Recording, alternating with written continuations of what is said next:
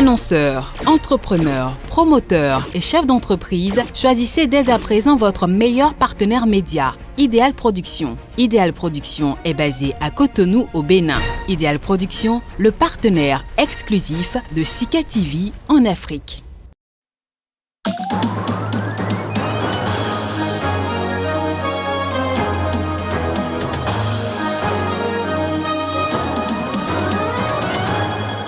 À la une de l'actualité, prestation de serment en Tanzanie, Samia Suluhu Hassan succède à John Magufuli. Elle devient ainsi la première femme à diriger le pays.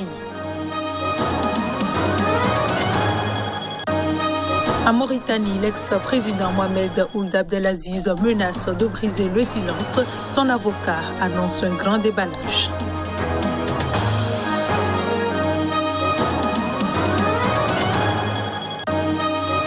Et puis, la France reprend ce vendredi la campagne de vaccination avec le vaccin AstraZeneca. Le régulateur européen a jugé le vaccin suédo-britannique sûr et efficace.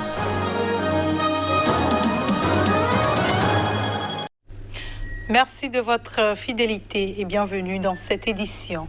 La vice-présidente de la Tanzanie, Samia Suluhu Hassan, a prêté serment ce vendredi pour succéder au président John Magufuli, devenant la première femme à diriger ce pays de l'Afrique de l'Est. Le décès de Magufuli a été annoncé mercredi soir. Les précisions.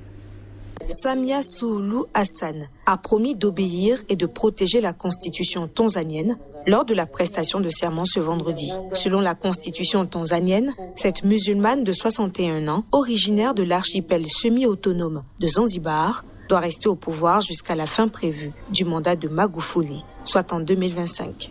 Elle est désormais l'une des 2 femmes actuellement au pouvoir en Afrique, avec l'Éthiopienne Sahle-Work Zewde, dont les fonctions sont honorifiques.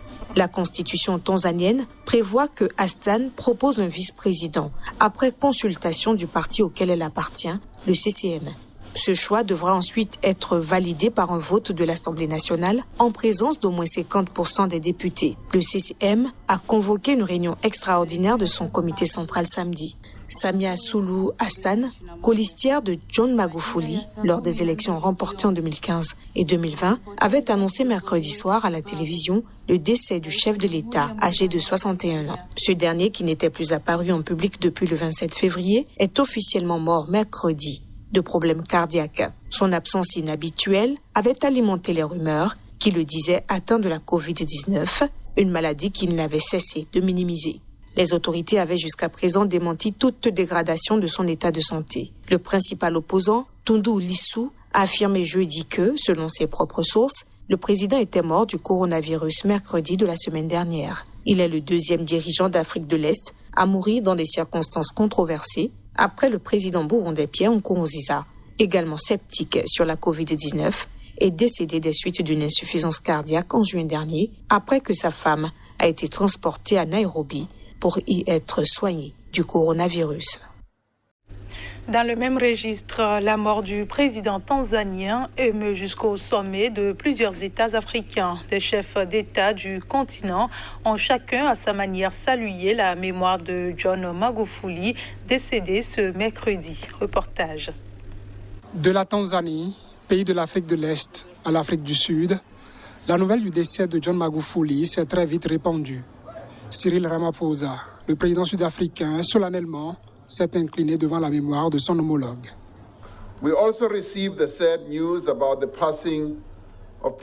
Nous avons également reçu la triste nouvelle du décès du président Magufuli, président de la Tanzanie.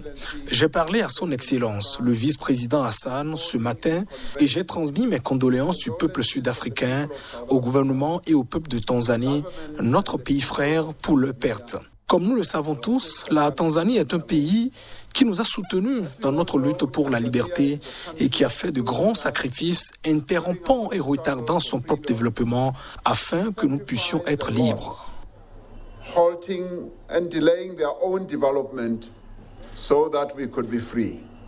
L'Ouganda partage le même espace sous-régional que la Tanzanie.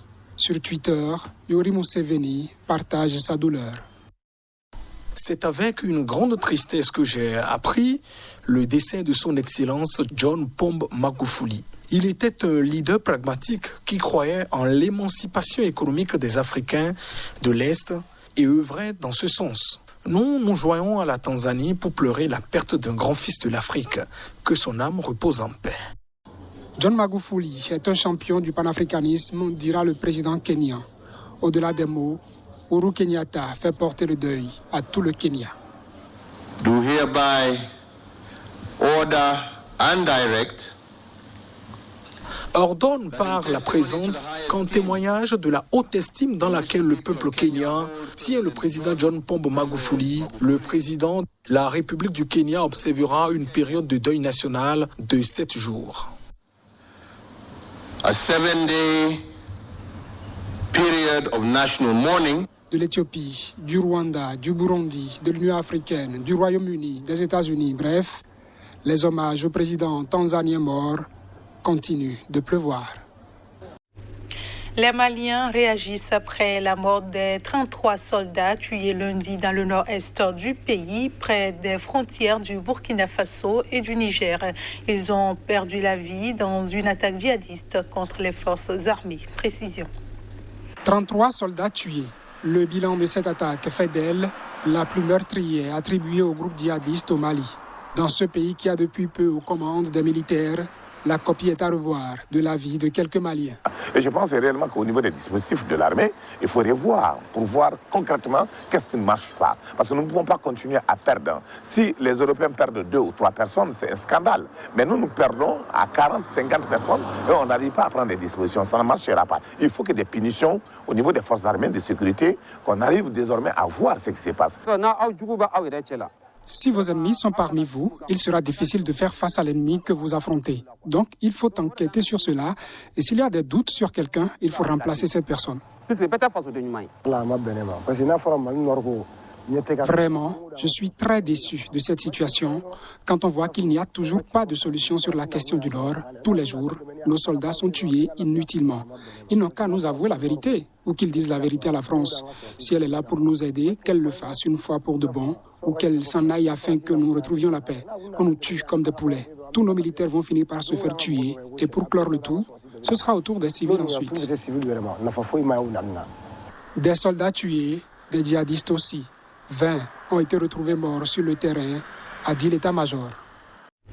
Je le disais en titre, en Mauritanie, l'ex-président Mohamed Ould Abdelaziz a menacé ce jeudi par la voix de son avocat de briser le silence, un grand déballage qui changerait beaucoup de choses. Pour rappel, l'ex-président est inculpé pour corruption et placé sous contrôle judiciaire.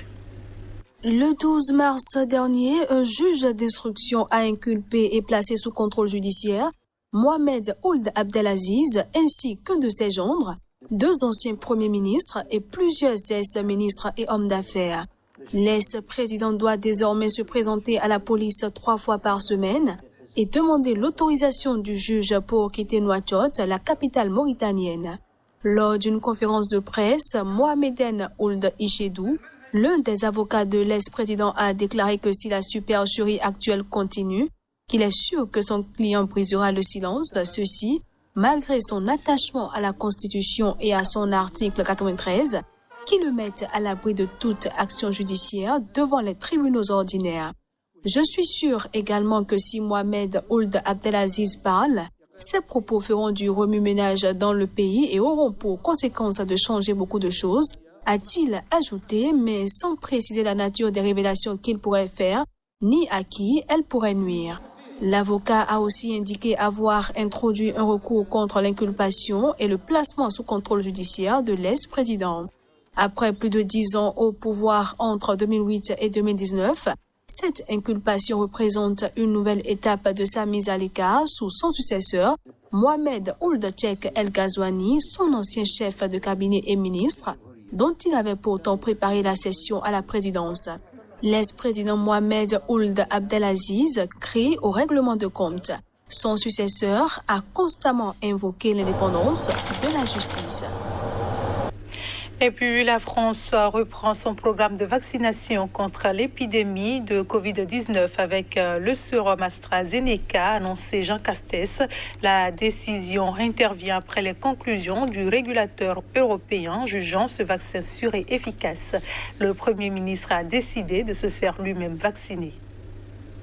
Le Premier ministre français Jean Castex a précisé que la Haute Autorité de Santé actualisera sa recommandation s'agissant du vaccin AstraZeneca afin que la vaccination puisse reprendre immédiatement dans la foulée dès cet après-midi du vendredi lors d'une conférence de presse précisant qu'il se ferait lui-même vacciner. Plusieurs autres pays comme l'Allemagne, la Bulgarie, la Slovénie ou encore l'Italie ont décidé de reprendre leur campagne de vaccination avec le vaccin AstraZeneca suite à un avis favorable de l'Agence européenne des médicaments, tandis que la France s'apprête à reconfiner près d'un tiers de sa population, dont Paris. Le gouvernement français a annoncé jeudi dans la soirée un troisième confinement en un an, plus souple que les précédents, évoquant une troisième vague dans le pays qui approche la barre des 100 000 morts. Plus de 20 millions de Français seront ainsi reconfinés pour un mois à partir de vendredi. Les écoles et commerces essentiels dont les librairies seront ouverts. Comme une quinzaine d'autres pays, la France avait suspendu par précaution l'utilisation du vaccin AstraZeneca contre la COVID-19 après le signalement d'effets secondaires tels que des troubles de coagulation et la formation de caillots. Jeudi, l'Agence européenne des médicaments a jugé sûr et efficace le vaccin suédo-britannique